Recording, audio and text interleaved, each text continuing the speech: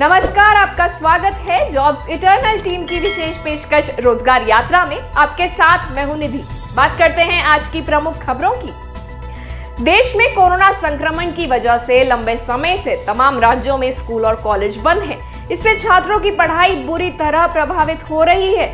लेकिन कुछ राज्यों में कोरोना वायरस के मामलों में कमी आने के बाद राज्य सरकारों ने स्कूल और कॉलेज खोलने का फैसला किया है। आपको बताते हैं कि अब तक किन राज्यों ने अपने यहाँ स्कूल खोलने को लेकर फैसला ले लिया है। स्कूलों में कोविड-19 गाइडलाइंस का सख्ती से पालन करने के निर्देश दिए गए हैं। उत्तराखंड में आगामी 31 जनवरी से स्कूल खोलने का फैसला लिया गया है। राज्य में 10वीं से लेकर 12वीं तक के छात्र फिजिकल क्लासेस अटेंड कर सकेंगे, जबकि कक्षा 1 से 9वीं तक की क्लास अभी ऑनलाइन ही चलेंगी। हालात के मुताबिक अगला फैसला लिया जाएगा। बात करें तमिलनाडु की, तो तमिलनाडु के मुख्यमंत्री एम.के. स्टालिन ने गुरुवार को हेल्थ एक्सपर्ट्स के साथ मीटिंग कर राज्य में कक्षा 1 से 12वीं तक के स्कूल और कॉलेज खोलने का फैसला किया है। राज्य में प्ले और नर्सरी स्कूल अभी बंद रहेंगे। इसे लेकर फैसला बाद में लिया जाएगा। महाराष्ट्र में राज्य सरकार ने बीती 24 जनवरी से कक्षा 1 से 12वीं तक के स्कूल खोलने का फैसला किया था। राज्य के शिक्षा मंत्री वर्षा गायकवाड़ ने 20 जनवरी को इस बात का ऐलान किया था। स्कूलों में कोविड-19 गाइडलाइंस का सख्ती से पालन किया जा रहा है।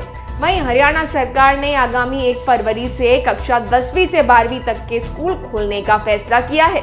हालांकि अभी 9वीं तक के छात्रों को स्कूल जाने की अनुमति नहीं दी गई है। चंडीगढ़ प्रशासन ने गुरुवार को कोविड प्रतिबंधों में ढील देते हुए कक्षा 10वीं से 12वीं तक के छात्रों के लिए 1 फरवरी से स्कूल खोलने की अनुमति दे दी। ऑफलाइन क्लास के लिए 15 साल से अधिक उम्र के सभी विद्यार्थियों को कम से कम टीके की 1 खुराक लगी होनी चाहिए। 50% क्षमता के साथ कोचिंग संस्थानों को भी खोलने की इजाजत दी गई है। उत्तर प्रदेश राज्य विद्युत उत्पादन निगम ने लैब असिस्टेंट सहित 134 पदों पर भर्तियां निकाली हैं। इन पदों के लिए 28 जनवरी 2022 से आवेदन प्रक्रिया शुरू हो गई है।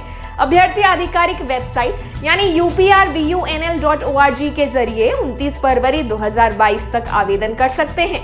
आवेदन के लिए जेईई ट्रेनी के पदों पर आवेदन करने वाले अभ्यर्थियों के पास किसी भी मान्यता प्राप्त विश्वविद्यालय से संबंधित विषय में डिप्लोमा होना चाहिए। वहीं असिस्टेंट अकाउंटेंट के पदों के लिए अभ्यर्थियों के पास कॉमर्स में ग्रेजुएशन की डिग्री होनी चाहिए।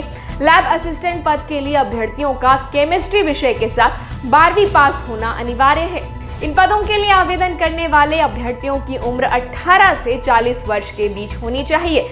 वहीं अभ्यर्थियों की आयु की गणना 1 जनवरी 2022 से की जाएगी। अधिकतम उम्र की सीमा में एससी और एसटी वर्ग के अभ्यर्थियों को 5 वर्ष की छूट दी जाएगी। अभ्यर्थियों का चयन सीबीटी परीक्षा के आधार पर किया जाएगा। इस भर्ती से संबंधित अधिक जानकारी के लिए आप jobseternal.com पर जा सकते हैं। Steel authority of India limited में नौकरी की तलाश कर रहे युवाओं के लिए एक सुनहरा मौका है। इसके लिए सेल में डॉक्टरों के पदों पर भर्ती के लिए आवेदन आमंत्रित किए गए हैं। इच्छुक एवं योग्य उम्मीदवार जो इन पदों के लिए आवेदन करना चाहते हैं, वे सेल की आधिकारिक वेबसाइट पर जाकर अप्लाई कर सकते हैं। इन पदों के लिए वॉक इन इंटरव्यू 7 फरवरी 2022 को आयोजित किया जाएगा। सेल रिक्रूटमेंट 2022 के लिए योग्यता मानदंड की बात करें तो उम्मीदवारों के पास किसी भी मान्यता प्राप्त संस्थान से MBBS की डिग्री होनी चाहिए। वहीं उम्मीदवारों का चयन इंटरव्यू के आधार पर किया जाएगा।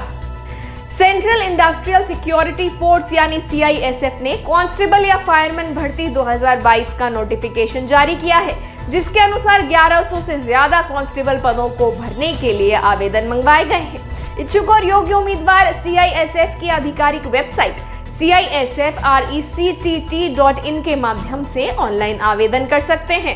CISF कांस्टेबल या फायरमैन पुरुष भर्ती 2022 के लिए ऑनलाइन आवेदन 29 जनवरी से शुरू हो चुके हैं।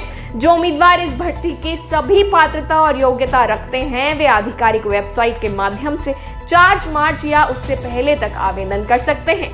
योग्यता मानदंड की बात करें तो उम्मीदवारों के पास मान्यता प्राप्त बोर्ड से साइंस स्ट्रीम में कक्षा 12वीं परीक्षा पास होनी चाहिए।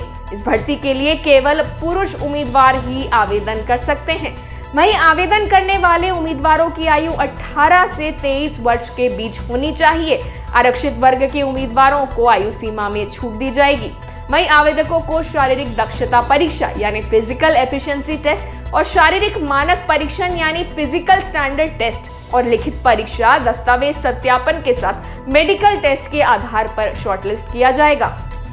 भारतीय वायुसेना यानी IAF ने आधिकारिक वेबसाइट fket.cdac.in पर FCAT 1 2022 एडमिट कार्ड ऑनलाइन जारी किया है। जिन उम्मीदवारों ने अपना आवेदन ऑनलाइन जमा कर दिया है वे अपना FCAT 1 प्रवेश पत्र 2022 वेबसाइट से ईमेल आईडी और पासवर्ड सहित अपने वैध लॉगिन क्रेडेंशियल का उपयोग करके डाउनलोड कर सकते हैं। उम्मीदवारों के लिए FCAT 1 एडमिट कार्ड 2022 को परीक्षा में लाना आवश्यक है। एडमिट कार्ड डाउनलोड करने के लिए सबसे पहले आधिकारिक वेबसाइट यानी fket.cdac.in पर जाएं। इसके बाद वेब पेज पर उम्मीदवार लॉगिन टैब पर क्लिक करें, जिसके बाद ड्रॉप डाउन मेन्यू से admit card download link FCAT 1/2022 cycle चुनें। बिना किसी गलती के ईमेल, पता और पासवर्ड टाइप करें। इसके अलावा सत्यापन दर्ज करें और स्क्रीन पर FCAT 1 2022 एडमिट कार्ड देखने के लिए लॉगिन बटन पर क्लिक करें, डाउनलोड करें और आगे उपयोग के लिए इसके कुछ प्रिंट आउट निकाल लें। आपको बता दें FCAT परीक्षा 12 फरवरी से 14 फरवरी 2022 तक आयोजित होगी।